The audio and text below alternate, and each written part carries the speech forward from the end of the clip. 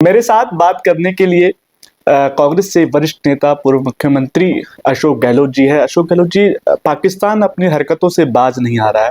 लगातार राजस्थान के जो बॉर्डर्स एरिए हैं, मामला गंभीर होता जा रहा है। सेना हमारी लगातार जो जवाब दे रही है, किस तरीके से आप इसको देख रहे हैं? पाकिस्तान अपनी हरकतों से बिल्कुल बाज नहीं आ रहा है।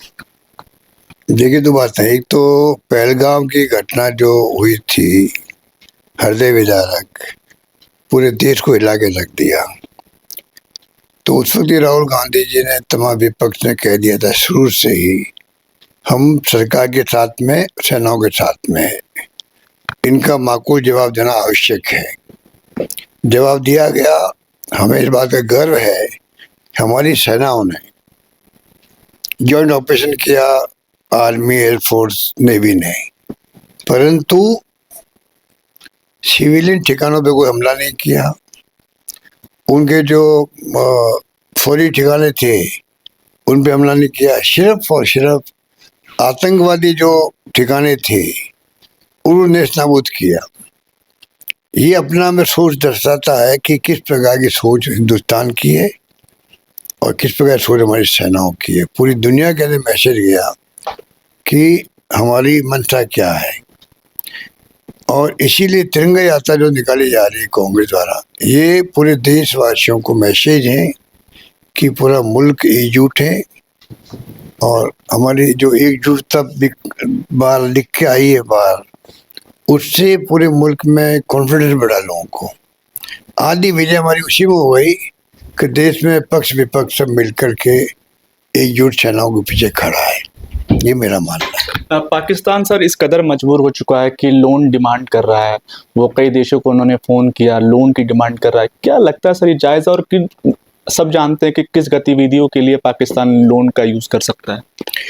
देखिए, लोन वाली बात मुझे कई लोग पूछ रहे हैं। वैसे मुझे कोई जानकारी इसकी ज्यादा है नहीं, परंतु इतना मैं कह सकता हूँ कि जो मैं सुनता हूँ कि लोन लेके कहीं इन्हीं लोन के माध्यम से इन हथियारों को खरीद नहीं करे, हथियार खरीद के हमारे खिलाफ ही उसका यूज नहीं करे। तो भारत सरकार मेरे ख्याल से वो अपने स्तर पर कार्रवाई कर रही होगी कि किस प्रकार से इंश्योर करे कि लोन हमारे खिलाफ उपयोग नहीं आए। यही मैं कह सकता हूँ। गहलोत साहब, आखिरी सवाल है। जय हिंद यात्रा निकाल रहे हैं कांग्रेस, सरकार के साथ कंधे से कंधा मिलाकर कांग्रेस चल रही है। कितना असर खासकर समाज और पड़ोसी जो देश है पाकिस्तान को मुंह तोड़ जवाब मिलेगा? देखिए, जवाब तो मुंह तोड़ दिया जा रहा 2 दिन से। इनके ड्रोन उड़ रहे हैं, इनकी मिसाइल छोड़ी जा रही है। राजस्थान बॉर्डर में देख रहा हूँ जहाँ के हम लोग आते हैं, जैसलमेर, बाड़मेर, जोधपुर, बीकानेर, गंगानगर हमारा लगता है, इलाका लगता है। तो फलोदी का हो, चाहे होएडा, चाहे वो नाल का हो, चाहे वो उत्तरलाई हो, सभी हवाई अड्डों पर जो है जिस प्रकार से इन्होंने प्रयास किए हैं, वो उसमें कामयाब नहीं हो पाए हैं उसके अंदर। तो आपकी यात्रा से प्रभाव पड़ेगा खासकर देश के अंदर कि हम एक हैं, इसका संदेश तो खास ये संदेश तो देशवासियों के लिए भी है। पूरी कांग्रेस जुट होकर तिरंगा यात्रा निकाल रही है। कांग्रेस अपने वर्कर्स को भी आह्वान कर रही है कि तुम लोग ध्यान रखो अपना, क्योंकि ऐसे वक्त में हमारा अनुभव कहता है, 65 के बार हमने देखा है, 71 का वार देखा जब इंदिरा गांधी ने 2 टुकड़े कर दिए पाकिस्तान के, तब भी देखा। कारगिल के युद्ध के वक्त में भी हमने खुद ने देखा है किस प्रकार से युद्ध हुआ था वहां पर। क्योंकि मैं तो खुद मुख्यमंत्री था, तो 56 जगह में गया शहीदों घरों में, तो मुझे मालूम है कि गांव में क्या माहौल था। तो उस वक्त में कई अफवाहें चलती है कि काम पड़ते एक दूसरे के, जब बाजार बंद हो जाते, कई बार लाइटें बंद रहती तो और भी प्रॉब्लम आती है।